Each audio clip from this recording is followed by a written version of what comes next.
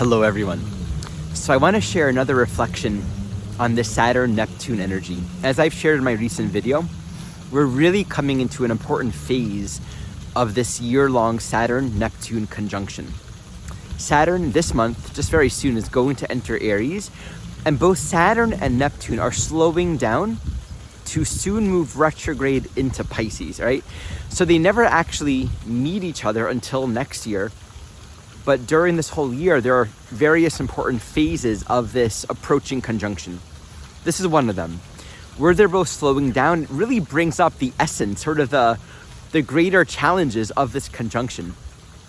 You can think in general that when we have strong outer planets moving retrograde, that's often a time where some of the deeper challenges and soul lessons begin to emerge, not necessarily seen through or resolved, but it's like the themes really begin to tangibly present themselves in our life. So here's the dimension that I want to speak to. I've spoken to how this conjunction will speak to the inevitability of certain endings. Now, there are limits to the dreams and the projections and the timeline and the conditions that we place on our life. What's loving is eternally true, but the conditions that we place on it aren't necessarily true.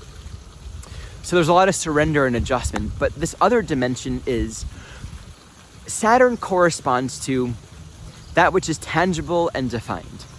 Neptune corresponds to that which is ultimately meaningful. And we have historically, in all ethnicities and all religions and all cultures and all countries, a tendency for humans to project ultimate meaning on something concrete and tangible.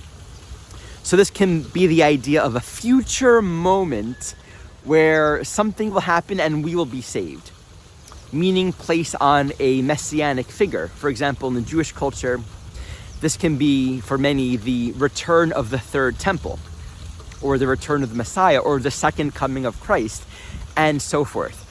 Often meaning is placed towards a person, a physical building, a moment in time, a particular geographical location, and usually it's very limited to a narrow, personally ethnocentric idea of something that will be good for me and my people or my religion or my ethnicity. On a personal level, we do the same thing, right? My life will be better, ultimate meaning will be found when I find fill in the blank, the perfect partner, when these conditions are met, when I get the dream job, when I make all of that money. And yet we know from our own experience personally and historically as a humanity that these external experiences, these object experiences of a certain place, moment in time, event experience, never brings meaning, never brings ultimate satisfaction. It's like that thing that we've heard. People who come from a more impoverished economic state who win the lottery tends to be, it's the success, the opulence of having won the lottery runs out pretty quickly as they quickly return to the state they were in, because their consciousness hadn't quite been conditioned yet to live in a state of wealth and abundance, right? So whatever patterns we're familiar with, however we've conditioned Saturn, our consciousness to gravitate, our thermostat of being, is really determining the kind of life we're going to live. So miracles and all kinds of amazing experiences can emerge, but then we're kind of left with where we are.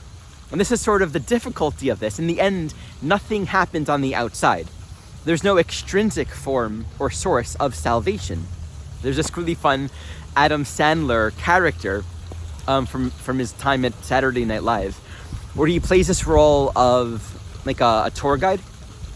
And in this one skit, he says, and I'm gonna try my best to give an Italian accent. If you want to go to Rome, you can go to Rome. If you're sad, if you're a not happy person and you go to Rome, you will be a not happy person in Rome. Okay, I'm sorry. So, wherever you go, there you are. And this is like the stark reality of dealing with taking responsibility for our own salvation. I think for many souls, it might be very common to experience a sense of depression or a letdown relative to the conditions of our life, not just not turning out the way we wanted them to, but our deep hopes and ideals and dreams of where something better will emerge simply not happening. So I was drawn, when I've been thinking about this, to research an old article I wrote, and I'll post the link in the description below, for an evolutionary astrology book on Neptune.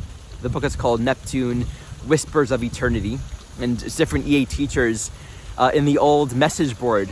When we were practicing doing work on Neptune, we all kind of did our own research and was put together in a really beautiful book. So I wrote an article on Shabbatai Tzvi. Shabbatai Tzvi was a false messiah figure for the Jewish community in Europe in the 1700s. So if you know anything about 1700 or 17th century rather, European Jewry, there was a lot of persecution, a lot of anti-Semitism. So there was a very strong collective ideal or idealization of a future possible moment of the Messiah, right? So our prayers are oriented towards the Messiah. It's in our daily prayers, and it's a big part of culture even today. So it didn't take a lot for this one enthusiastic person to declare himself as the Messiah for people that never met him, to just hear about it. And because there was such a vacancy of meaning, that vacancy was easily filled by something that just very easily promised the possibility of salvation and something better for the Jewish people. So he amassed a huge following throughout all of Europe. It spread through many, many, many lands. Now, there comes a point where he was captured by Ottoman rule and told that he will either be killed unless he converts. And so he converted to Islam. Now, the question is, what happens next? Many of his followers, and this is basically the two patterns we tend to deal with when we are disillusioned, when that which we've given meaning is no longer revealed to be what we've given it meaning to be. Either we'll be disillusioned and disappointed, which psychologically can be very hard to cope with. It can actually be very hard to live. Anyone who's been through that experience, whether it's a teacher, a guru, a religion, or a relationship, or just our life direction, what we thought would be, the experience of actual disillusionment psychologically is one wherein we're left with nothing to hold on to. Because what we give meaning and faith to, from a Neptune point of view, is kind of like we're free falling into it. Like what we believe in, what we've given our trust in, is what we're existentially depending on as giving meaning to life itself. So when that no longer has any meaning, it's very hard, can potentially be a very dark place to be in. So that happened for many people. There's a deep disillusionment in what they've given meaning to. Other people, though, and this is the other response, instead of rethinking their investment of faith, continued to follow Shabbatai Tzvi.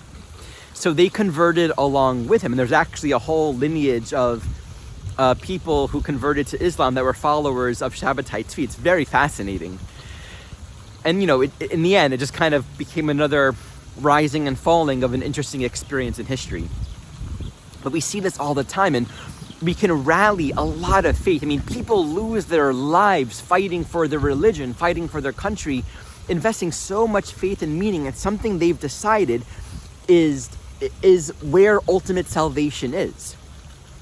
We have the idea with Saturn of ethnicity. You know, Saturn is ethnicity, it's race, it's culture, it's anything that defines and differentiates the boundaries or the borders of your human life, including your nation or the borders of a country. When our sense of identity and where meaning has been placed in our social, political, national, ethnic, racial identity, we inevitably get ourselves immensely confused. Just think of what's happening in Israel and Palestine. We have a lot of fundamentalist Jewish settlers that entitle themselves to that land because they're defined by that ethnic relationship. This is our land, God gave it to us. And so ultimate meaning has been placed on a location. I mean, I remember when I was in high school, I grew up as an Orthodox Jew. There's this fast day where we commemorate the destruction of the Jewish temple. And I remember being in Israel, and the story is the third temple will come and it'll land where the current, likely where the Al-Aqsa Mosque is in Jerusalem. Right, and for me at that time, there was like an idealization And it's just amazing to think about that, because follow this language here. When ultimate meaning is placed on the dreams or the hopes of a particular ethnic reality, it literally regards other ethnic realities as simply not existent.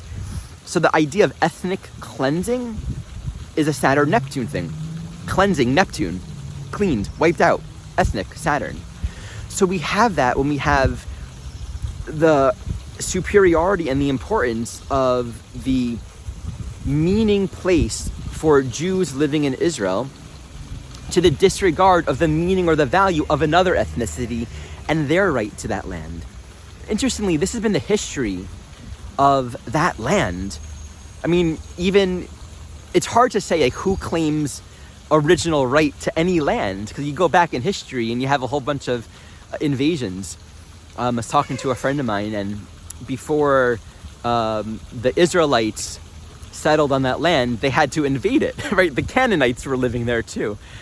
And so there's this ongoing journey of giving meaning to an ethnic destiny. And I think a big part of the healing that wants to emerge right now on a social, collective, and personal level is dissolving these boundaries, right? These artificial projected boundaries of significance and importance that we place on cultures, race, religions, ethnicity, and on these moments, on these future extrinsic forms of salvation. We dissolve that and we look for where is the meaning. So you can think Neptune being that which is unified, right? So the unification of all people, regardless, transcendent of the Saturn divisions, right? We're all here. We're all connected to the same source. There are different parameters, different physical facets and limits and qualities to our unique racial, cultural, religious, social existence. But from a Neptunian perspective, there's no hierarchy. There's no higher or lower. This is ultimately, in my view, what needs to ultimately emerge along our soul journey. Otherwise, we continue playing out the same patterns over and over and over again. And so this is where I want to offer this perspective. This is the core message of this video. What is the teaching? Like, where does salvation come from? Saturn always speaks to discipline. And there's always an element of taking self-responsibility with Saturn. And when you combine that with Neptune, it's easy to deflect that self-responsibility, right?